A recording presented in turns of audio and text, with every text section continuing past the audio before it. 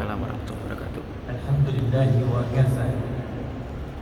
Wassalatu wassalamu ala rasulillahil mustafa wa ala alihi wa sahbihi wa dhurriyyatihi wa ummatihi wa man wafa. Amma ba'd. Faya ahbaballahi wa ahbaba rasulihi sallallahu alaihi wasallam.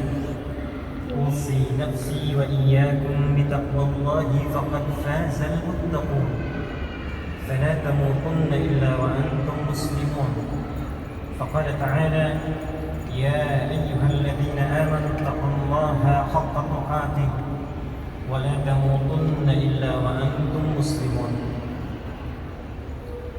Hadirin as-saimin was-saimat, jemaah salat isya dan tarawih rahimani wa rahimakumullah.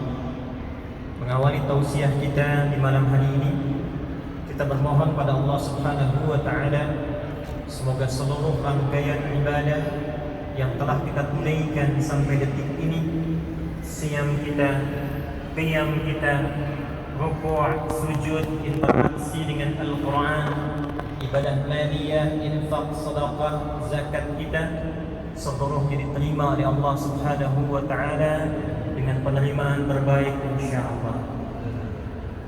Hadirin sekalian, seperti diketahui dan telah viral di setiap masa bahwa tujuan utama kita diperintahkan menunaikan ibadah siang Ramadan itu Allah tegaskan di penghujung ayat 183 surah Al-Baqarah, la'allakum tattaqun, supaya takwa kalian meningkat, supaya kalian bertransformasi, kata Allah, menjadi pribadi yang semakin bertakwa. Hadirin, takwa itu diksinya serta derivasinya di dalam Al-Quran setidaknya disebutkan sebanyak 115 kali, dan cabangnya begitu beragam. Di antara sekian makna takwa itu, ada yang terkait erat dengan petunjuk Allah yang menginginkan manusia mengetahui tujuan hidupnya. Apa sesungguhnya yang dijalani manusia di muka bumi ini? Kemana dia akan kembali? Seperti apa dia merencanakan kurikulum hidupnya dari mulai berkehidupan baligh itu sampai kembali kepada Allah Subhanahu wa taala. Di antara ayat Al-Quran yang mengisyaratkan makna ini, kita simak di Quran surah ke-59 Al-Hasyr misalnya di ayat ke-18. Allah tekankan khususnya pada setiap insan yang beriman, harus ada pembeda iman kita dengan manusia yang belum beriman. Ya ayyuhalladzina amanu taqullaha, hai semua yang beriman, kata Allah tanpa kecuali. Bahkan panggilannya menggunakan huruf nida, ya, disebutkan 361 kali dalam Al-Quran. Nidaul qarib, nidaul mutawassit, nidaul ba'id. Ada 14 makna, 14 kata huruf nida dalam gramatikal bahasa Arab. Dalam Al-Quran disebutkan hanya satu ya, dengan fungsi yang fleksibel, memanggil yang dekat, yang menengah ataupun jauh. Ayyuha disebutkan 150 kali dalam Al-Quran. Ayyunya munada untuk bermakna taukid yang menegaskan, haknya tanwin yang mengingatkan. Alladzina disebutkan 1080 kali dalam Al-Quran, memanggil semua kalangan tanpa kecuali, besarkah, kecilkah, tuakah, mudakah, laki-laki, perempuan, dengan semua tanpa batas sekat strata sosial dalam berkehidupan. Seakan Allah ingin katakan, hei semua insan yang beriman tanpa kecuali, adakah kalian sedang merasa dekat dengan Allah sehingga merasa imannya kuat? Jangankan yang salat fardu, sunnah pun dikejar-kejar. Ada yang imannya standar, menunggu adzan baru dia siap-siap. Ada iman yang mungkin sedang lemah, sampai iqamat pun dikumandangkan, belum tergerak jiwanya untuk mendekat kepada Allah. Semua, kata Allah, tak peduli, lelakikah, perempuankah, tua, muda, besar, kecilkah. Ayyuhalladzina amanu, aku tekankan, aku ingatkan, ittaqullah, takwamu kepada Allah. Kita bertanya bagaimana caranya ya Allah? Perhatikan dimensi yang disampaikan di ayat ini. Kata Allah, wal tanzur nafsum ma qaddamat lighad. Di antara cara meningkatkan takwa itu, ternyata kata Allah, lihat dirimu, persiapkan jalan hidupmu, lihat kurikulum dan tujuan hidupmu, persiapkan sampai engkau kembali kepada Allah Subhanahu wa Ta'ala.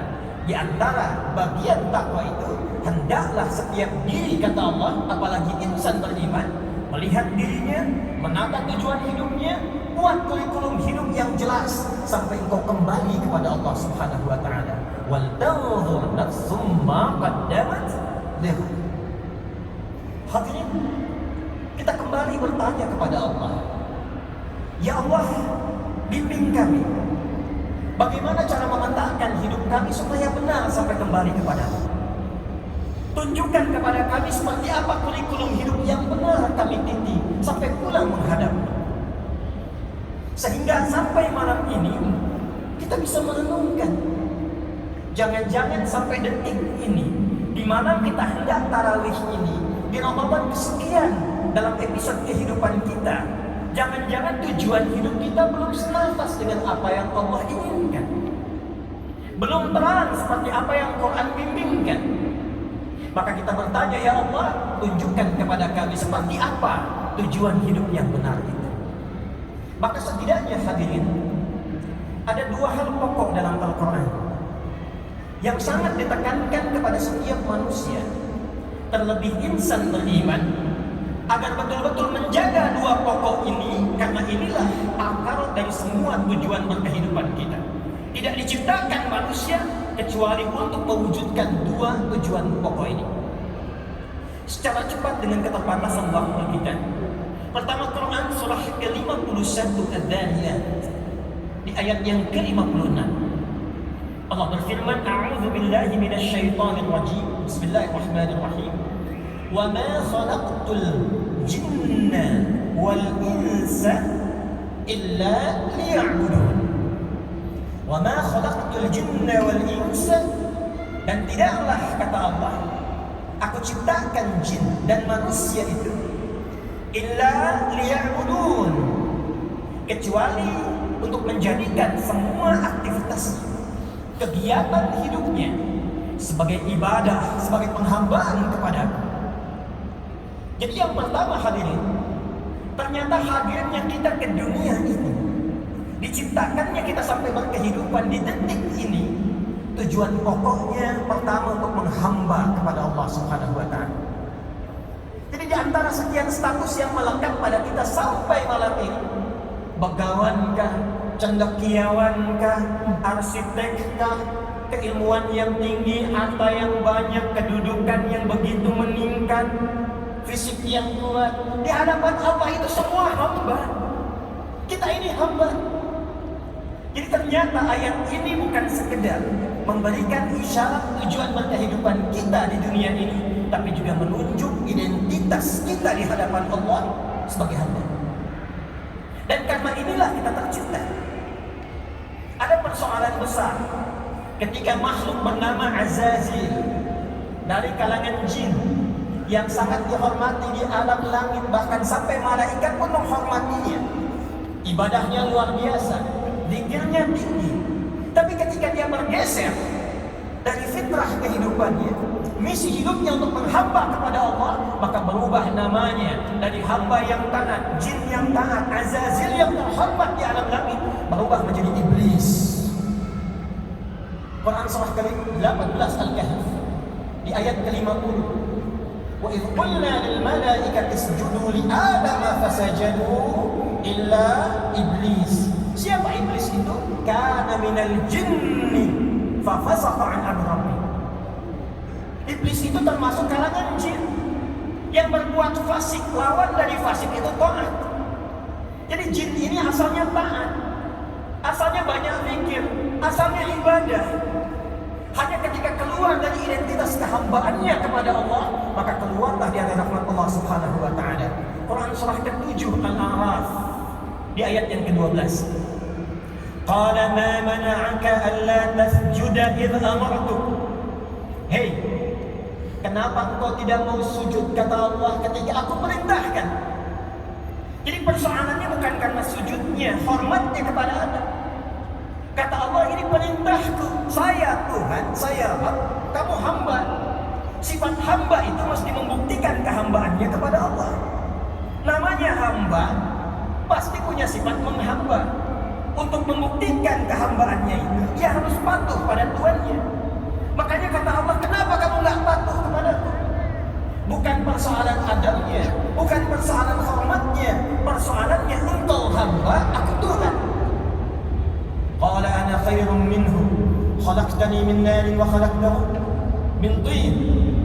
Aku lebih hebat dibandingkan dengan Adam. Kau ciptakan aku dari api, kau ciptakan Adam dari tanah. Tidak level, tidak layak.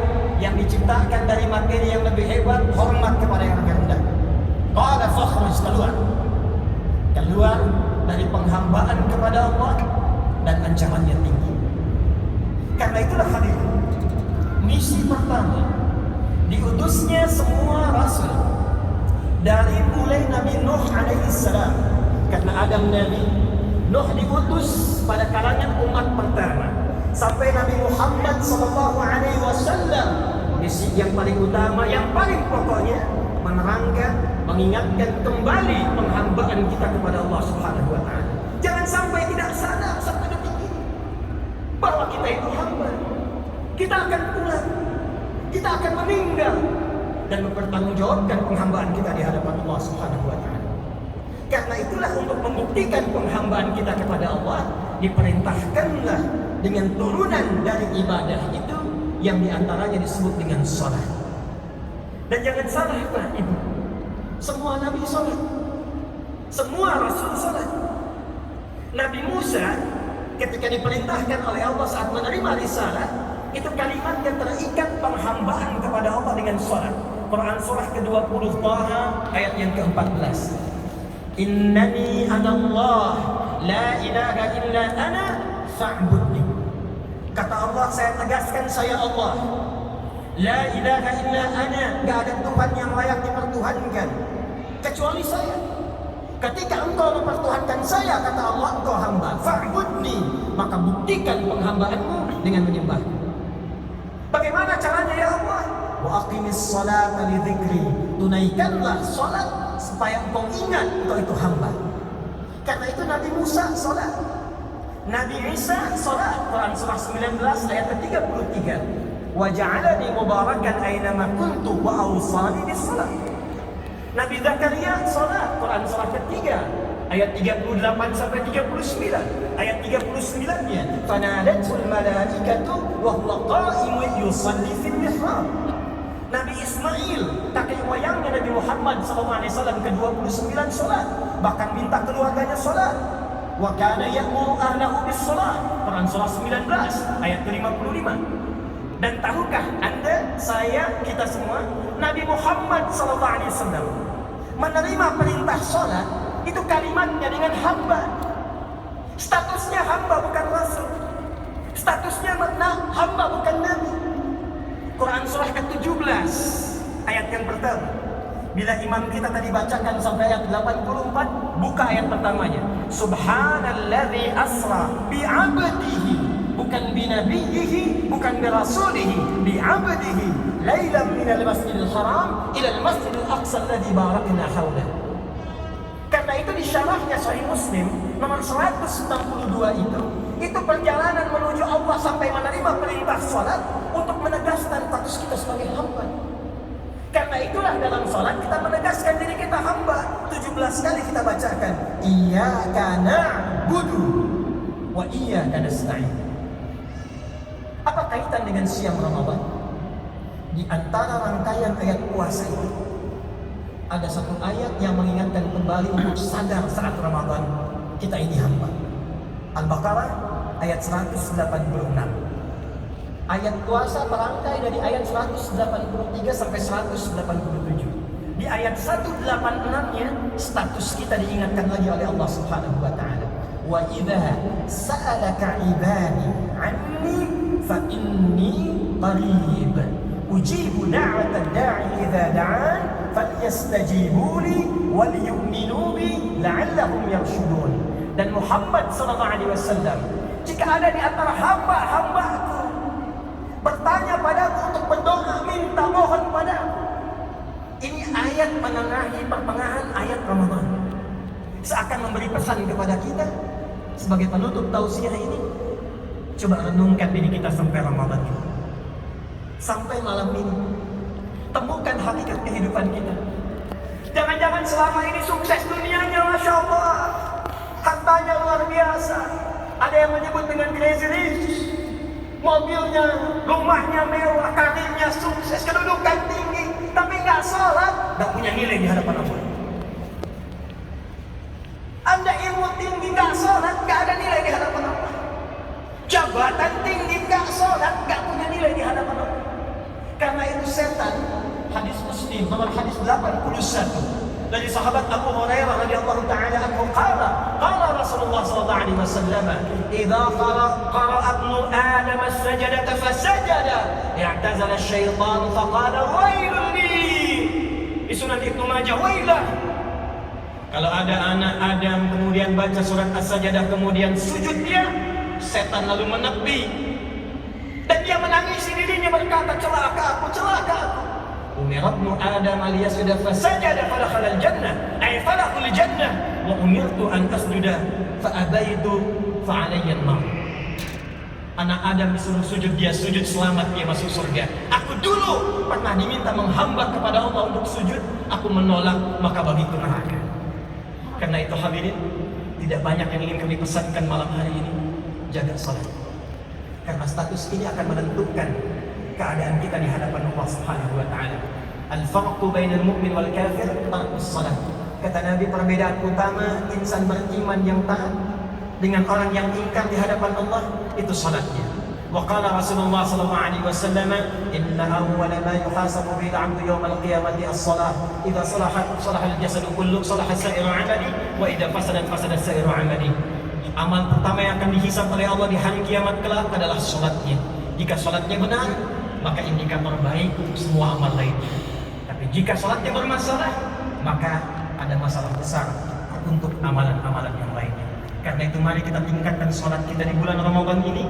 Dan kabar baiknya kami tutup, Nabi SAW menyampaikan dalam hadis sahih Muslim nomor hadis 700 yang ke-60, Al-Bukhari nomor hadis 1910, an Abi Hurairah radhiyallahu ta'ala anhu qala Rasulullah sallallahu alaihi wasallam, man shama ramadhana imanan wa ihtisaban ghufira lahu ma taqaddama min dhanbi wa man qama lailatal qadri ay wa man qama ramadhana imanan wa ihtisaban ghufira lahu ma taqaddama min dhanbi.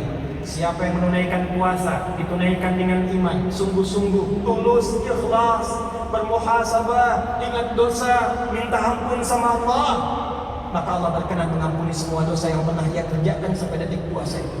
Siapa yang meningkatkan salatnya di malam Ramadan, bangun qiyam Ramadan, bertepatan dengan pembuka malam Al-Qadar, dan dia bermohon ampunan kepada Allah, tulus ikhlas, maka Allah berkenan mengampuni semua dosa-dosa yang pernah dia kerjakan sampai detik itu. Hadis riwayat At-Tirmidzi nomor hadis 3245, an Aisyah ummul mukminin radhiyallahu taala anha qalat, ya Rasulullah, ara'aita law 'alimtu ayya lailatul qadri ma aqulu fiha. Ya Rasulullah, kalau aku sedang salat tarawih, lalu aku merasakan datangnya malam Al-Qadar, tenang hatiku, tenang salatku, maka apa yang aku bacakan pada saat itu? Quli, kata Nabi sekaligus menutup tausiah kita, perhatikan, diijazahkan langsung dari Nabi sallallahu alaihi wasallam. Bacakan ini di setiap jeda-jeda salat tarawih. Bacakan ini hadirin sekalian.